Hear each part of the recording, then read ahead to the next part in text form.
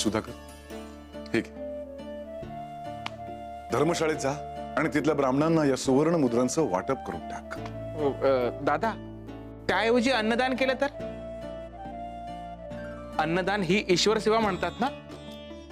ते आता जुनं झालं रे. आता हातात धन द्यायचं, मग त्या धनातून अन्न घ्यायचं की संसार करायचा हे ज्याने त्याने ठरवायचं. हा दादा, हे भागीदारांचे कागदपत्र, यावर तुमची स्वाक्षरी हवी होती.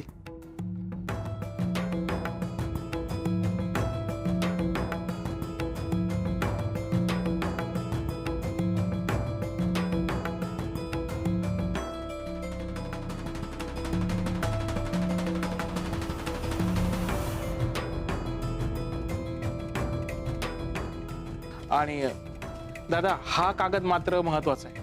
तातडीने कारवाई करायची आहे.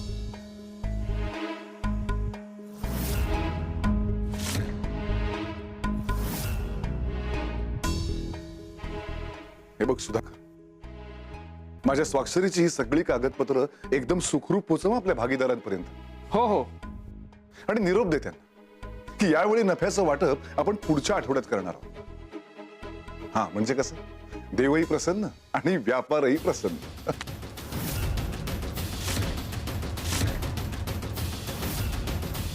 बाबा, मी नलिनी काकू सोबत आज बाजारात जाणार आहे. जाऊ ना? आणि बाबा, मी बाहेर गेलेच नाहीये.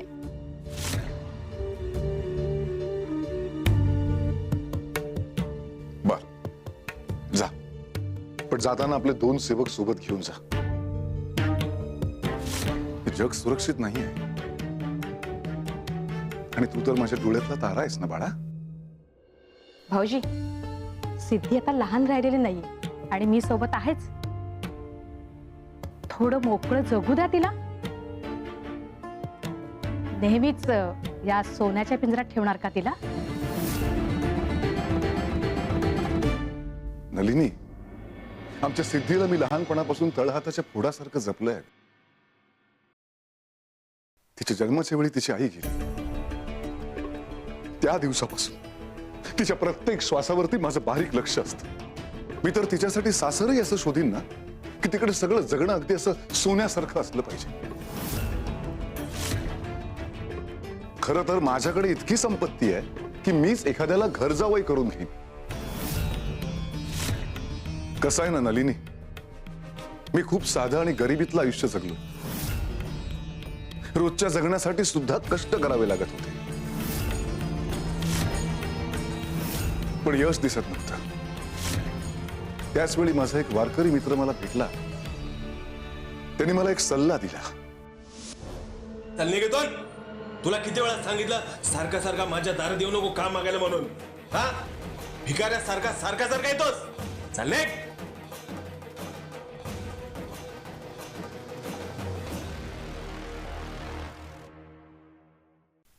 उठ. माधव, तू? राजाराम, तू जेव्हा जेव्हा अडखळशील तेव्हा तेव्हा तुझा हा मित्र तुला आधार द्यायला नक्की येईल. जगायचं कसं तेच कळत नाहीये रे. मी वडिलांचं कर्ज नाही फेडू शकलो. या सावकारांनी पैसा, शेत, जमीन सगळं लुबाडून घेतलंय. माझ्याकडे कुठली कला नाही, काम नाही, मजुरीसाठी सुद्धा बोलवत नाहीत रे. जगायचं कसं हाच प्रश्न आहे बघ. अक्कलकोटच्या स्वामी समर्थांबद्दल ऐकलंयस तू? नाही. कोण आहेत ते? साक्षात परब्रह्म श्री स्वामी समर्थ हे नाव जरी उच्चारलं तरी संकट मागे वळतात. मला त्यांचं रूप माहित नाही. मला त्यांच्याविषयी काही माहितीच नाही, तर मी त्यांची भक्ती करू कशी? राजारामा, देव पूजायला देव पाहायची गरज नसते रे. फक्त मनी भाव असावा लागतो, निर्मळ भाव. तू शुद्ध अंतःकरणाने स्वामींचं नाव घे, ऊर भरून श्रद्धा ठेव, ते नक्की कृपा करतील. श्री स्वामी समर्थ.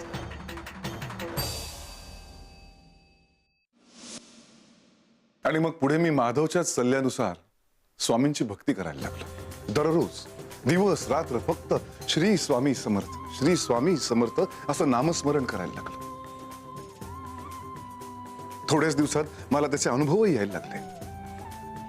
स्वामींनी मला फक्त धन नाही दिलं, त्यांनी माझं मनही बदललं. पूर्वी मी फक्त धन मागायचो, पण स्वामींनी शिकवलं, भक्ती केली की धन स्वतःहून येतं. आजवर मला स्वामींनी जे काही दिलं ते मी कधीच मागितलं नव्हतं. पण एक गोष्ट मात्र मी कायम लक्षात ठेवली आहे, ज्या घरात स्वामींचं नाव असतं त्या घरात अभिमानाला जागा नसते.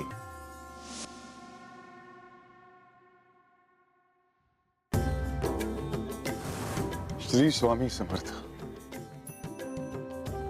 श्री स्वामी समर्थ, श्री स्वामी समर्थ, श्री स्वामी समर्थ, श्री स्वामी समर्थ, श्री स्वामी समर्थ. ए राजाराम, गोविंद शेठ सावकारांनी बोलवलंय तुला मजुरीसाठी.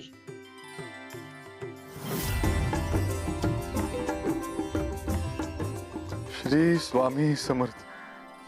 गोविंद शेठकडे मी मजुरी करायला लागलो. गोविंद शेठला कुणी वारच नव्हतं. पुढे आजारपणामुळे त्याची प्रकृती खूप खालावत गेली. मग मी त्यांची मनोभावे सेवा केली. म्हणून त्यांनी एक दिवस मला मरता मरता शेवटी जवळ बोलावलं आणि म्हणाले, राजाराम, आजपासून हे सगळं तुझं, असं म्हणून निघून गेले.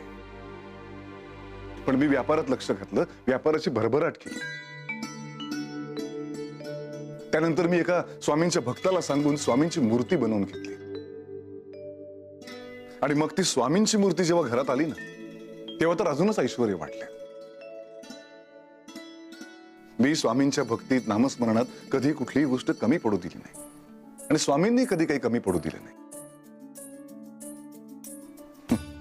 मी तर फक्त स्वामींना सोन्याचं मुकुट दिला, पण त्यांनी माझ्या अवघ्या आयुष्याचं सोनं केलं.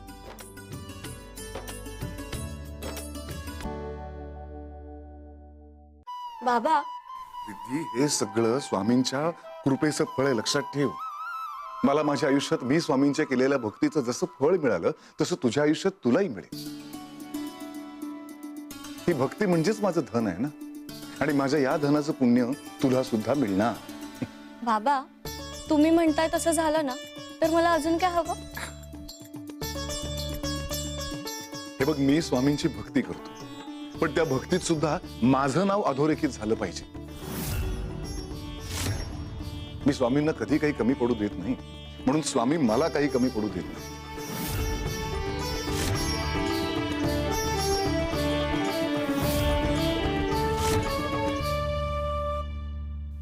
तुझं यश तुझ्या निरागस भक्तीचं यश होतं राजाराम.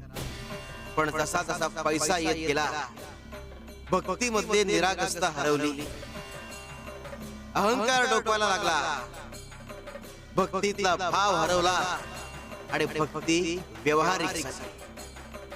पुण्याला ओढी लागली. ज्याप्रमाणे व्यवहारात नफा होतो तसा तोटाही होतो. तुला कसा आणि किती तोटा होणार याची तुला जाणीव नाही. शिव शंकर शंभो.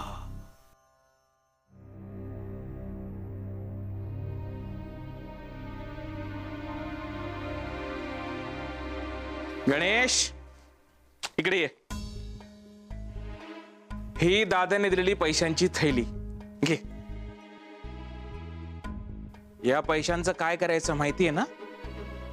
हो बाबा, यातली अर्धी नाणी धर्मशाळेत नेऊन वाटायची आणि उरलेली आपल्या गुप्त तिजोरीत लपवायची. शाब्बास, जा लाग कामाला.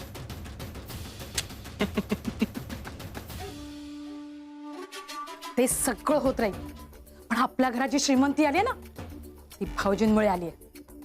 त्यांच्यासमोर उघडपणे बोलता येत नाहीच, पण त्यांची जी स्वामींच्या नावाखाली उधळपट्टी चालली आहे ना, त्याचा त्रास होतो मला.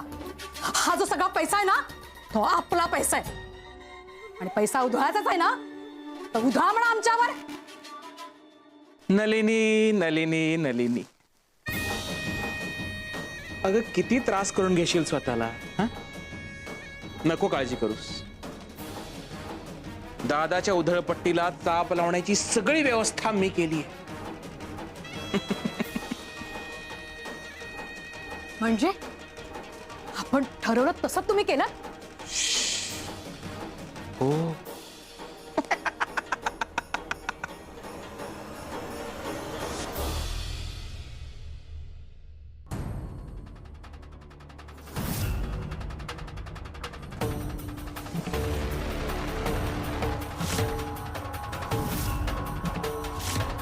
दादा, तू हे काय करतोयस? एवढं सोनं? असं काय करतोस सुधाकर? मी गावातल्या मंदिराला भरघोस देणगी देत असतो माहित नाही का? आज गावातल्या सगळ्या गावकऱ्यांनी माझी धान्यानं तुला केली. मग एक विचार आला मनात माझ्या, स्वामींची आपल्यावरती एवढी कृपादृष्टी आहे, त्यांच्या कृपेने ऐश्वर्य आलं. मी आता अक्कलकोटला जाणार आहे, स्वामी स्थानावर. आणि स्वामी स्थानावर जाऊन स्वामींची सुवर्ण तुला करणार.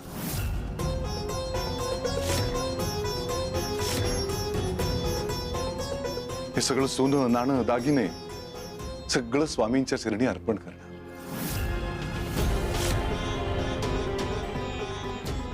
दादा, तू हे का करतोयस? अरे मी एवढा मोठा स्वामींचा भक्त, त्यांची माझ्यावरती कृपादृष्टी आहे, मी त्यांचा लाडका भक्त आहे, हे सगळ्यांना कळायला नको, समजायला नको? चला सगळ्यांनी तयारी करा,